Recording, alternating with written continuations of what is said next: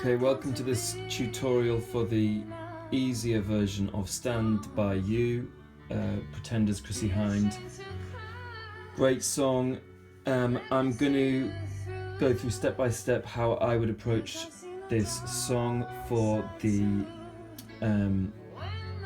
GCSE grades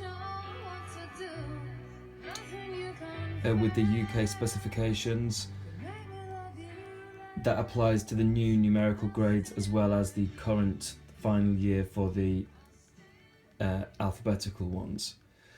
So specifically the specification that I'm teaching at the minute is AQA, but in order to assess this particular version of the piece, I have referred to also the outgoing Edexcel specification.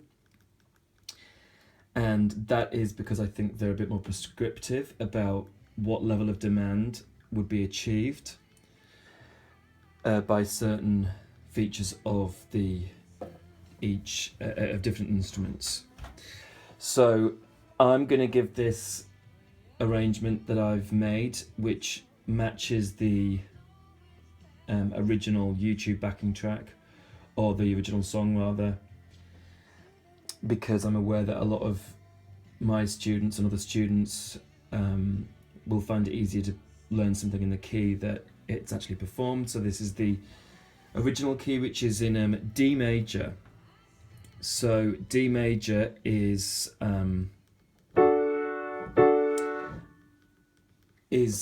important key to learn about if you're going to learn this piece. It's got two sharps in it. And I'm not going to go into why there's two sharps, but the key of D major. So I'm going to start here. This is, in my right hand here, is the D right above middle C.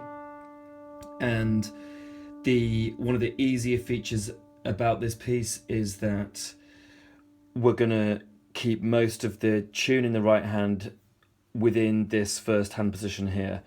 And if you've got your hand correctly over the keyboard, it's going to be quite easy if you use the correct fingers. So we mainly want to be using 1, 2, 3, 4 and 5 when we can, as a general rule of thumb. That's what I was always taught by my teacher, Mrs. Stubley, and it always seems to work right through degree level stuff. Tends to make sense. The easiest fingers that are most near to the notes and underneath the hand position without moving the hand are usually the best. So we're going to start with our thumb on D. Now I'm going to play this first chord, which is D major here, with 1, 2, 3. And then I'm going to go to B minor, which is the second inversion in my right hand there of B minor. I'm doing that with 1, 2, 3. And 1, 2, 4, but that's just personal preference. There's other ways of doing this, and I'm just going to use the fingers that I would use, and I'm going to refer to those. So I would have the left hand an octave lower, and that's going to start on D below middle C, and you're just playing minims in that, or half notes, so you're going to be doing .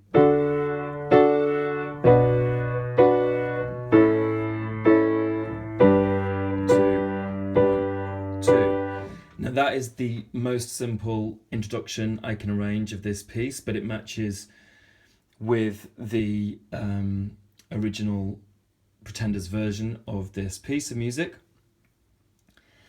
And again, I'm not going into the key signature too much, but there are two sharps, which mean that every time we play an F, we need to be doing an F sharp. Okay, so this is in the key of D major. So if I play that scale very quickly, it might help. Oops. Alright, I slipped up a bit there, but I'm not going to beat myself up too much. And the best fingers to practice as a warm-up for this piece would be the ones I just used, which is 1, 2, 3, 1, 2, 3, 4, 5, and the same back down. So that's 1, 2, 3, 4, sorry, 1, 2, 3, 1, 2, 3, 4, 5, 3, 2, 1, and the trick there is to always, in D major, to be ready, if you're going up the scale, to put your thumb underneath the third finger. So the third finger is on F sharp, and then the thumb goes under, and then the fourth finger ends up being on C sharp, because that's the second sharp that we need to remember in the key of D major. And it's definitely the best fingers to use, because it means that you can usually play that scale much faster if you use those fingers. So so that's the right hand. And then left hand, I've said again, I would start on thumb and try and make it as easy as possible with the fingers. So we're going to play 2 chords then of D major,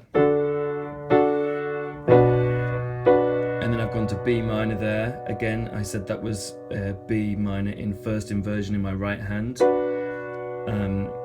The left hand is just going down 2 from that D. So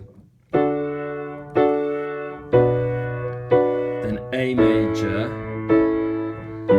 then G major, and G major is actually for 4 counts, 4 quarter notes, crotchets. So I've arranged this in 2/4, again, because it's sometimes easier to read like that. But you could also do this in 4/4, obviously. 2, 3, 4, A, G. Now you will notice I did jump, because I chose to go 1, 2, 3, then 1, 2, 4. Now you could do different things to get to that A major chord there, but I'm going to let you decide. The A major chord is also in the right hand in first inversion, because I'm not playing that lowest A. So D major root position, then B minor, then A major, and then I've chosen that finger sequence because then it means that I can then play the G major chord, which is actually in second inversion in your right hand, and which means that the D is in the bass of that chord. So it means that I can use 1, 3 and 5 to play that, which I find kind of easier. So all together again, the introduction should sound like this. Then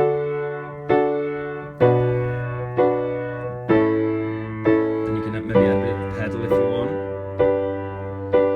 Okay, so then the tune.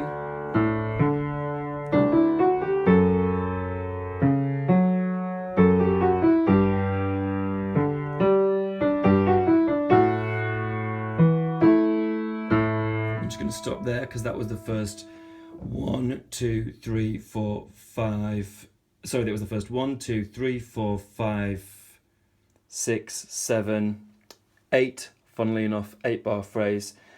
Most music and most pop songs certainly in multiples of 2 or 4, and quite commonly 8. So that makes sense. So I'll do that again. So we've got the tune in the right hand again. I'm using the most obvious finger, so I'm starting. I'll just do the tune by itself. So that's D, right hand, above middle C, and that's just a scale up there with the F sharp.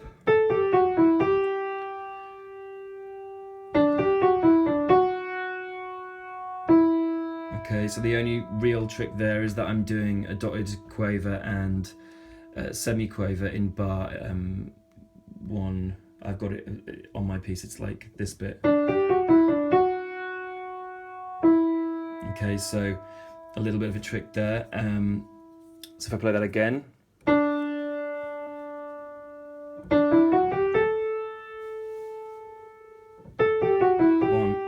2, 3, 2, 1, 2. Alright, so just don't rush that, but you are playing semi-quavers there, 16th notes in the right hand. At the same time, the left hand is doing this quite simple rhythm, which is crotchet and quavers, then jump,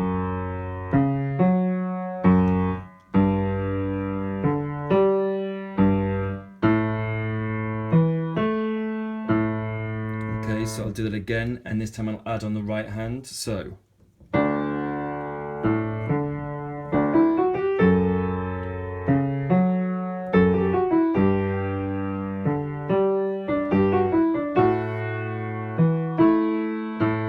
okay, then it's easy to get back for the second phrase, which is a bit different because I just played that B.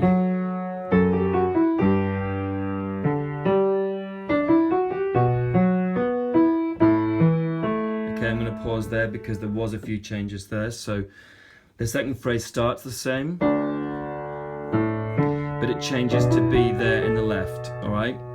So the left hand goes in the second phrase, 1, 2, and 3, then B, F sharp, this is F sharp minor, then G, just G there, G major, 2, 3, then I've put a rest there straight after that, because there's a slight change in the chord progression here. So I'll do that again with the right hand.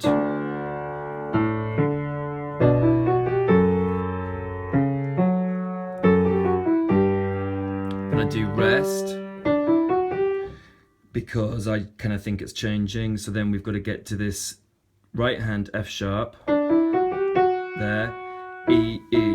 Alright, so I just take my hand off completely at that point with the semiquavers. So I'll do that again. So this is the second phrase, F sharp minor, G, D, G, B minor, A. Okay, so the chords there, B minor for the tune. Okay, so that brings us on to the sort of next part of the tune.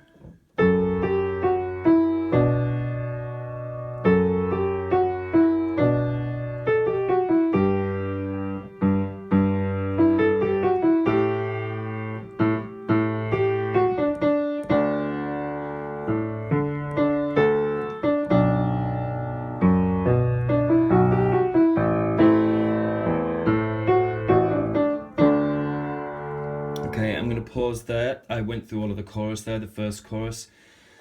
I have changed the rhythmical pattern and a couple of things to make it a bit more simple, but also in reference to the Edexcel specification, there is a change in rhythmic patterns, and having to move the hand out of the same position does make it easier to justify potentially the grade 2 category, which in AQA would relate to, I would call this maybe a lowest grade 2 piece if you play it with this arrangement with the ABRSM Guildhall Rock School grading system.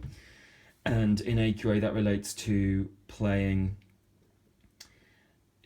able to get the level of demand 1, and you only get 3 marks with AQA, and it's not a multiple, it's not a multiplier. So it's important to challenge yourself with the piece, but there's no point trying to choose a piece that you can't keep fluent, because you get as many marks for keeping it fluent that you might lose if you try something too difficult. So I would give this grade 2 with this arrangement, and that's partly because I'll go into that later, but we are using sharps, but it's still a relatively easy key with sharps because it's only got 2.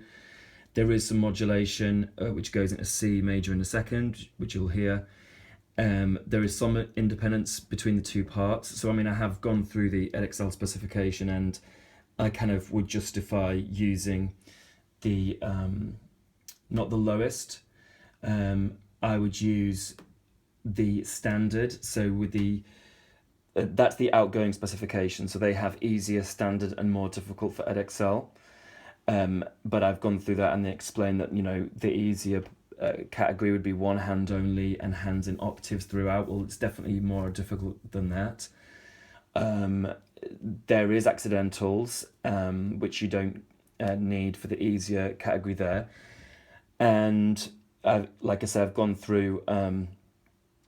There is some variation in rhythmic patterns. There are some changes of hand positions, and there's occasional, but they are logical accidentals. So I've kind of gone through all that, and I would put